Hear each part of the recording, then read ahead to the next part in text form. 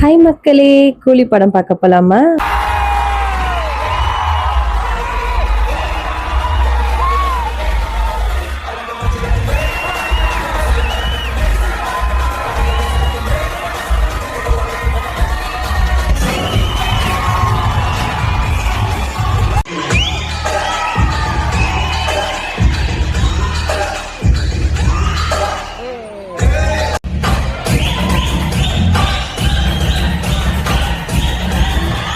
கிருஷ்ண ஜெயந்திக்காக பாப்பாக்கு கியூட்டா ஒரு ராதே காஸ்டியூம் எடுக்க போயிருந்தவங்க தம்பிக்கும் தான்.